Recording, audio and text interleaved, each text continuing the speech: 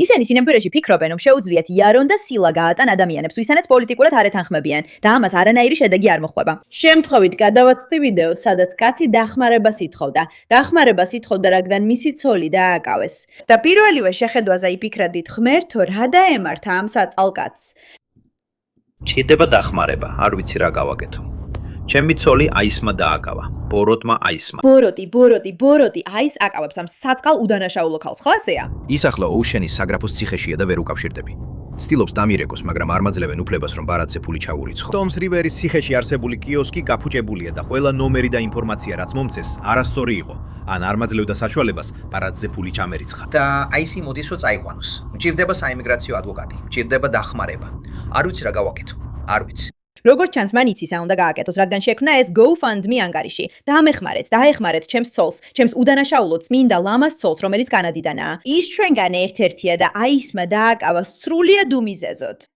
გარდა იმისა, რომ მიზეზი ნამდვილად არსებობს, ძალიან სერიოზული მიზეზი, ძალიან სერიოზული მიზეზი. ფული გაქვს. საშინლად გაღატაკებული ვარ, მაგრამ რაღაც უნდა მოვიფიქრო, უნდა გადავარჩინო, მიყვარს. მჭირდება დახმარება, მჭირდება რომ რამე მოიფიქრო, არ ვიცი, ეს ეხლა ხან მოხდა. მჭირდება დახმარება, მჭირდება ჩემი ცოლი. არ მინდა რომ რამე დაემართოს, არ მინდა რომ ვნახო როგორ დგივა. გულისმობ, ვინც ამ ვიდეოს გულით უყურებს, იტყვის თავის თავს. არა, არც ერთ არ გვინდა რომ ნახოთ როგორ დგივა მას. საწყალი ქალი, საწყალი კაცი, უპულოდაა. მოდი დავეხმაროთ მას. მაგრამ კიდევ ერთხელ ისინი გატყუებენ. მოდი დავამთავროთ ეს ვიდეო და გავიგოთ რა მოხდა სინამდვილეში. არ ვიცი რა გავაკეთო. გუშინ 13 ივლისს ჩემი ცოლი აისმა დააკავა და ნიუ-იორკში, ნიუ-ჯერსიში, დელეინის ხოლში გადაიყვანა. კარგი, მოგვიანებით ვუყურებთ ყველა იმ ვიდეოს კომპილაციას, რომელსაც ის ამ საშინელ ამბავზე აკეთებს, მაგრამ მოდი რეალურად გადავიდეთ ამბის დეტალებზე. ეს ის ქალია. მისი სახელია Caitlin Tracy და ის კრიმინალია. კანადიდან არალეგალური მიგრანტი, რომელსაც ბრალად ედება მარტივი თავდასხმა, ბავშვის უგულებელყოფა, დანაშაულის დამალვა და შემავიწროებელი კომუნიკაცია. ის თითქოს და დაარწა თინეიჯერ გოგონას, რომელიც ტრამპის მხარდამჭერ ატრიბუტიკას ატარებდა სანაპიროზე ბორდუოქზე დამოუკიდებლობის დღის შაბათკვირას. ის დააკავა სანაპიროს პოლიციის დეპარტამენტმა, რომელმაც უზრუნველყო მისი კოორდინირებული გადაყვანა აისის პატიმრობაში, სადაც ის დარჩება იმიგრაციის პროცესის დასრულებამდე. ის შეერთებულ შტატებში 14 აპრილს შევიდა ვიზით, რომელიც 6 სექტემბერს ითურებოდა. ჩვენი ქვეყნის კანონების დარღვევით მან გადააჭარბა ვიზის ვადას და ქვეყანა არ დატოვა. ძალიან მარტივად რომ თქვათ, ამ ქალმა ამერიკაში შემოსვლისას არ დაიცვა შესაბამისი სამართლებრივი პროცედურები. გადაწყვიტა, რომ ტრამპი არ მოსწონს იმდენად, რომ შეუძლია ახალგაზრდა გოგონებს სილა გააცნას. და რა თქმა უნდა, ყველაფერი კამერაზეა დაფიქსირებული, როცა მის ქმედებებს შედეგები მოჰყვა და პოლიციამ დააკავა იმის გამო, რომ ასეთი წარმოუდგენლად უკანონო რამ გააკეთა. შემდეგ მისი ქმარი იტვებს უზარმაზარ კამპანიას. ღმერთო ჩემო, აისი ყველაზე ცუდია. იმის ნაცვლად, რომ რეალურად თქვას რა დააშავა მისმა ცოლმა. ეხლა არ გაგიკვირდებათ, როგორი ქალია ეს ქალი, რომელიც ფიქრობს, რომ შეუძლია გამოვიდეს და თავს დაესხას ახალგაზრდა გოგონებს, რომელთა პოლიტიკურ შეხედულებებსაც არ ეთანხმება. მოდით უბრალოდ ნახოთ ეს კადრები ერთი წამით. ბოდიში მე წევრი ვარ.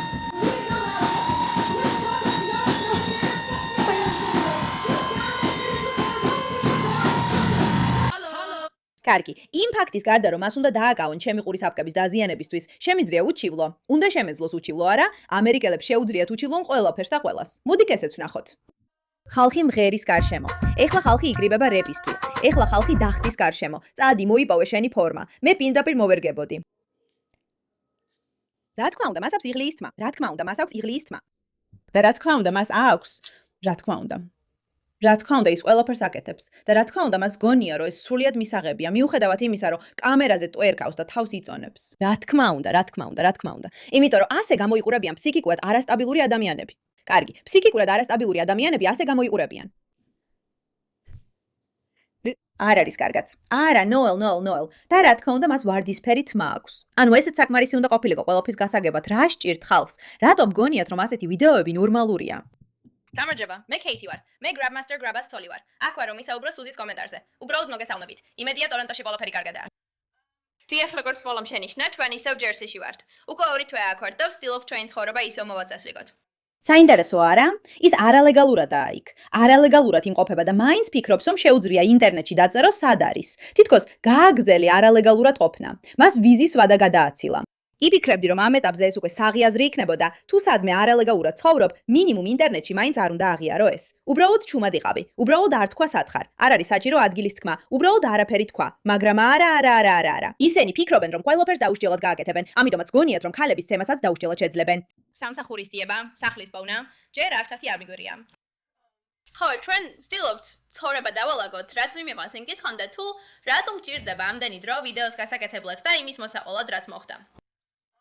ჩვენ გვინდა დავთმუნდეთ, რომ ყველაფერი სწორად ვიცის და ყველაფერი მოწესრიგებულია. სანამ ვიდეოს გადავედავთ, თან რამეს დავაჩქარებთ.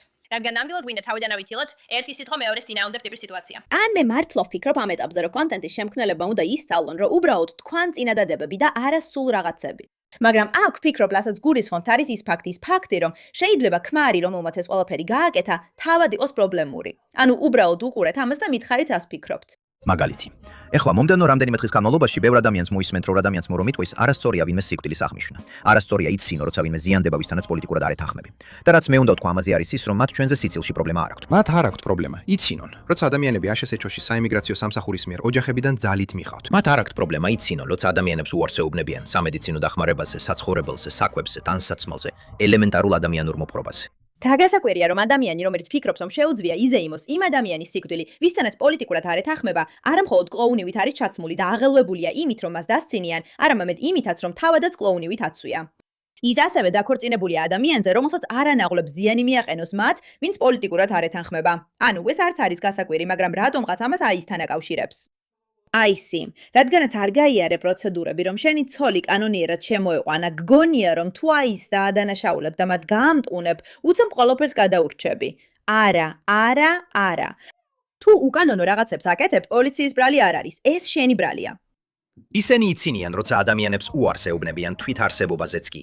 ხალხო, ეს ადამიანები იცინიან, როცა პოლიციელები შავკანიან ბავშვებს ესვრიან, ან შავკანიანს კლავენ, როცა კისერზე ადგანან. ისინი იცინიან, როცა ვიღაცა ბავშვი მეტროში შავკანიანს ახჭობს და ისინი და პრეზიდენტი მას ფეხბურთის თამაშზე მიხავთ. ანუ პრობლემა გაქვს იმაში, რომ სხვაები შეიძლება პოლიტიკურად დაპირისპირებულ ადამიანებს ცუდად მოექცნენ, მაგრამ პრობლემა არ გაქვს იმაში, რომ შენი ცოლი მათ სცემს. ყოველთვის ჩვენზე იცინიან. აბა, რატო არ უნდა ვიცინო, როცა მათგან ერთ ხელში მოხდება და აღარ არის. ეხლა როცა ის აღარ არის, სამყარო უკეთესი ადგილია. და მე ვამბობ, პირველი იყო ბიჭებო და გოგოებო. მგონი. კარგი. როგორც არ უნდა იყოს, კარგია, რომ იესკაძე პოლიტიკური ლიდერი არ არის, მაგრამ ისევ, ეხლა მინდა დაგაბრუნოთ იმ ვიდეოზე, სადაც ისაა ეს ახალდაზრდა ქალი. რამე დრამატული? არა არის. ძალიან მსგავსი გამოცდილება მქონია. ჩვენ მათ არ მიმართეთ. და გვინდა რომ შევძლოთ მათი ჩვენებების მიღება იმის შესახებ, რაც მათ გადახდათ და ვისაუბროთ მხოლოდ იმაზე, რაც ჩვენ გადავხდა. რათა ნამდვილად დავწმუნდეთ, რომ ადამიანებმა იციან, ვისგან იდულობენ. დავწმუნდეთ, რომ ადამიანებმა იციან, ვისგან იდულობენ. ეს არის ბოლო შემთხვევა, როცა ჩემი ცოლი კეითი აღებინა. კაი. ჩვენ ატლანტიკ სიტიში ვიტავით ჩვენი მეგობრის დაბადების დღეზე და მანქანაში ვიტავით ამდენიმე მძევლთან ერთად. მე კი სიგარეტს არ ვეწევი. სინამდვილეში სიგარეტზე ალერგია მაქვს. ეს ჩვენზე სურეალური ფაქტია, მაგრამ ეს მართლა ასეა. და კაზინოში ძალიან დავთვარი, უფასოდ და გავიდი შეიმ ოთახში, სადაც ყველა სიგარეტს ეწევდა. და ამაზე ზედმეტად არ მიფიქრია. და მეორე დღეს ძალიან ცუდად ვიყავი. და მე დაველოდე, აქეთ იქით დავდიოდით, მანქანებს ეირნობდით, მაგრამ საშინლად ცუდად ვიყავი, ცუდად გუზნობდი თავს, მაგრამ ჯერ არ მომივლია. და მე მექსიკური საჭმელი ვჭამეთ. მართლა არავის აინტერესებს.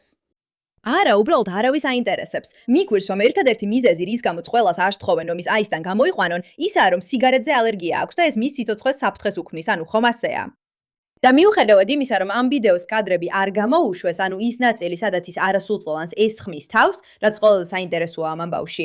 და რასაც ახლა წავიკითხავთ, არის ის თუ როგორ წარმოადგენს ამ ამბავს ეს კაცი, ხო ასეა. ეს კლასიკაა, მოусმინეთ ამას. ჩემი ცოლი აისმა დააკავა და ნიუ-იორკში, ნიუ-ჯერსიში, დელეინის ჰოლში გადაიყვანა. ეს ჩემი მცდელობაა მიმართო ნებისმიერ მედია საშუალებას, განსაკუთრებით ნიუ-ჯერსის ადგილობრივებს, მაგალითად News 12 New Jersey-ს ან NJ.com-ს, ან ნებისმიერ ადგილობრივ ჟურნალისტს თუ რეპორტიორს, ვისაც ჩვენი ამბის მოსმენა სურს. ჩემი ცოლი. რა თქმა უნდა, მოდი ახლა მედიაში სენსაციად ვაქციოთ ეს ამბავი, მაგრამ კიდევ ერთხელ დააკვირდით რა სწყვება ის. ის კანადის მოქალაქეა, ხოლო მე ამერიკის მოქალაქე ვარ. სამცელზე ცოტა მეტია, რაც დაქორწინებულები ვართ და ბივართ და მე ყველაფერს ვაკეთებ, რომ ისი ამბავი გაიგონ და დახმარებაც მოუტანო, ურადღებაც მივაქციო მის მდგომარეობას, რათა გავათავისუფლო ის. თუნდაც ეს ნიშნავდეს მის დაბრუნებას კანადაში. გულისხმობთ ახსენებთ იმ ფაქტს, რომ ის იქ არალეგალურად იმყოფება. უკვე ახსენეთ ეს. არა. უბრალოდ იმას ამბობთ, რომ ის კანადელია და ჩვეულებრივია. ჩემი მთავარი მიზანი ჩემი ცოლის უსაფრთხოება და კეთილდღეობაა. და ეს არის ყველაფერი. არ მაინტერესებს, რას ფიქრობთ ჩემზე ან ამ სიტუაციაზე. ეს არ არის მნიშვნელოვანი. მთავარია მისი უსაფრთხოება და კეთილდღეობა. არა, სინამდვილეში ეს უბრალოდ არ არის მნიშვნელოვანი, რადგან როცა ადამიანები უკანონო რაღაცებს აკეთებენ, მათ ციხეში სვამენ. და ნახეთ, მე არ ვზეიმობ იმ ფაქტს, რომ შეიძლება ის საკანში იტანჯებოდეს. ეს არავისთვის სასიამოვნო არ არის. არ ვფიქრობ, რომ ეს კარგია. უბრალოდ ასევე არ ვფიქრობ, რომ უნდა შეგეძლოს კანონის დარღვევა და შემდეგ ინტერნეტში ამაზე საუბარი და იმედი გქონდეს, რომ ბევრ ყურადღებას მიიპყრობ, მაშინ როცა იმასაც კი არ აღიარებ, რაც სინამდვილეში მოხდა. და თუ ვინმე სურს ჩემთან საუბარი გთხოვთ, აქ დამიკავშირდეთ. ასევე მაქვს ინსტაგრამი. მომხმარებლის სახელი არის Grabmaster Hash. ბიოში ასევე მაქვს ბმულები სხვადასხვა გზებზე, რომლითაც შეგიძლიათ დამიკავშირდეთ. ვაფასებ ყველა იმ ხარდაჯერასა და კეთილ სიტყვებს, რაც ხალხმა მომცა. და ვიცი, რომ ჩემი ცოლის დააფასებს ამ ყველაფერს. და ყველა იმ ადამიანს, ვინც ჭორებსა და დეზინფორმაციას აბრძელებს, ვიმედოვნებ, ოდესმე სიმშვიდეს იპოვით. მაგრამ თქვენ ბოროტები ხართ. კარგი, ხედავ? ხედავ, თუ ხალხი ნამდვილად აპირებს მოსვლას, იქ ყოფნას, დახმარებას და შენი ამბის მოსმენას, რატომ ამბობ მაშინვე, რომ ვინც ამას არ აკეთებს, ბოროტია? ეს ხომ სოციალური ნორმა არ არის, არა? კარგი, მოდი ვნახოთ რა მოხდა. 4 შაბათს ჯირონიამ დაადანაშაულა 1 წამით. აბა, რა მოხდა სინამდვილეში? Caitlin Tracy 33 წლის სავარაუდოდ დაუპირისპირდა 4 მოზარდს. მათ შორის 6 წლის გოგონას, რომელსაც ეწვა პატრიოტული ფერების მქონე მაგა სპორტული შარვალი წარწერით Ice, Point Pleasant-ის სანაპირო ბულვარზე ივლისის შაბათ-კვირას. Tracy-მ ვიზის ვადა გადააცელა და მისი დაკავების დროების დროს აშშ-ში არალეგალურად იმყოფებოდა. ის დააკავეს მას შემდეგ, რაც მუზარდთან იგამათა და სავარაუდოდ 3 ივლისს სახეში და სხეულზე გაარტყა. Tracy ინციდენტი თავად გადაიღო, ხოლო თავდასხმა ვიდეო თვალითაც დაფიქსირდა პოლიციის ინფორმაციით, რომელმაც მის წინააღმდეგ დაკავების ორდერი მიიღო. ამის შესახებ მედია საშუალებამ გაავრცელა ინფორმაცია. ჩრდილოეთიდან ჩამოსული არც ისე კეთილი მეზობელი, რომელიც Ocean Grove-ში ცხოვრობდა თავის მეუღლესთან, Matt Gironisთან ერთად, რომელთანაც 3 წელია ქორწინებაშია, ორშაბათს დააკავეს და ბრალი წაუყენეს ბავშვის კეთილდღეობის საფრთხის შექმნაში, ფსუბუქ ფიზიკურ თავდასხმაში, შევიწროებასა და ხელის შეშლაში, სასამართლო ჩანაწერების მიხედვით. მოწმე Post Standard-თან საუბარში ამბობს, რომ მან ნახა ეს ხმაურიანი ჩხუბი Jenkinsonis დახურული კვების პავილიონის მახლობლად. დასაწყისი არ მინახავს, მაგრამ ვნახე, როგორ დაედევნა ის 16 წლის გოგოს. ყვირილი იყო აქეთ-იქით, ამბობს მოწმე, რომელმაც ანონიმურად დარჩენა ისურვა. ყველაფერი ძალიან სწრაფად მოხდა. ყველანი ვამბობდით, რომ ალბათ მთვრალი იყო, რომ 16 წლის გოგოს დაედევნა. Tracy, თვითგამოცხადებული სოციალური მედიის ვარსკვლავის მეუღლე ჯერონი ამბობს, რომ 4 შაბათს მისი ცოლი ნიუ-იორკში, დელეინის ხოლის საიმიგრაციო ცენტრში გადაიყვანეს, სადაც მას საშინელი პირობების ატანა მოუწია. მან თქვა, რომ როცა იქ მიიყვანეს, ოთახში დატოვეს, სადაც რკინის სკამზე მოუწია დაძინება, როცა ყველა შუქი ანთებული იყო. კარგი, 24 საათის განმავლობაში ოთახში მარტო დატოვეს. ანუ ხო, კეთილი იყოს თქვენი მობრძანება ციხეში. მან თქვა, რომ იქაურობა საშინაო მდგომარეობაშია, აშკარა ძალიან განაწყენებულია. ჯერონი ადრე სოციალურ მედიაში გამოდიოდა შტატის გადატვირთული საიმიგრაციო დაკავების ცენტრის წინააღმდეგ, რომელსაც ბრალად ცდებენ მიგრანტების მიმართ არასათანადო მოპყრობასა და არაადამიანურ პირობებს. მან სამშაბათს სოციალურ მედიაში ატვირთა სტრემლიანი თხოვნა, სადაც ოფიციალურ პირებს თხოვდა გაეთავისუფლებინათ იგი. Caitlin bla bla bla bla bla. Caitlin Tracy კანადიდან კრიმინალი ლეგალური უცხოელია, რომელსაც ბრალად ედება მარტივი თავდასხმა, ბავშვის უგულებელყოფა, დანაშაულის დამალვა და შევიწროების მიზნით დაკავშირება განაცხადა აშშ-ის შიდა უსაფრთხოების დეპარტამენტმა. მან აშშ-ში აპრილში ვიზით შემოაღწია, რომელიც მალე იწურებოდა, მაგრამ ქვეყანა არ დაუტოვებია. ჩვენი გზამილი ნათელია. თუ ჩვენს ქვეყანაში არალეგალურად შემოხვალთ და ჩვენს კანონებს დაარღვევთ, ჩვენ გიპოვით, დაგაკავებთ და დეპორტაციას გადიკეთებთ. ანუ დიახ. სხვათა შორის მას აქვს მთელი ისტორია პოსტების გამოქვეყნების, რომლებიც მიმართულია ტრამპის წინააღმდეგ. მათ შორის ერთი სასტიკი პოსტიც, სალეთის პრეზიდენტისა და მისი ოჯახის სიკვდილს უსურვებს სათაურით, მათ შორის პატარა ბავშვებიც. და არა, ეს ნამდვილად არ არის გადაჭარბება. თქვენ ყველამ უნდა ნახოთ ეს ვიდეო. მართლა გულისამრევია. ლოცულობს, რომ მთელი ტრამპის ოჯახს კიბო დაემართოს. და ვგულისხმობ ყველას, მათ შორის პატარა ბავშვებსაც და საიშიცსაც. ამოიყვანეთ აკვედუკეტი. დავიწყოთ მათი ამუშავება. ნახეთ. მის ფეხებში ვენებზე მოქმედებს. ფოტოები. კარგი, აი ესე. ეს არის ის ბიჭი, ეს არის ისტორია და ეს ყველასთვის შეხსენებაა, რომ თუ გსურთ იცხოვროთ რომელიმე ქვეყანაში, უნდა პატივისცეთ მათ წესებს. და თუ ფიქრობთ, რომ შეგიძლიათ სადმე არალეგალურად წახვიდეთ, მოიქცეთ როგორც გსურთ და შედეგები არ იგრძნოთ, და შემდეგ შექმნათ GoFundMe-ები, რომლებიც სხვათა შორის შემდეგ წაიშალა, რათა ხალხს დაეჭირა თქვენთვის მხარი ბრძოლაში იმ ქვეყნის წინააღმდეგ, რომლის კანონიერ ნაწილადაც არც კი ითვლებით. ეს შეიძლება თქვენთვის ცუდად დასრულდეს. დაიმახსოვრეთ, ქვეყნის მოქალაქეობა პრივილეგიაა და არა უფლება. და იმ ქვეყანაში არალეგალურად ყოფნა, რომელიც არ გაკავებთ, შეცდომაა. თუ კიდევ მეტ შეცდომას დაუშვებთ, შეიძლება დაგიკირონ და მოგიწიოთ შედეგების ატანა. გმადლობთ, რომ ამ საკითხს ყურადღება მიაქციეთ.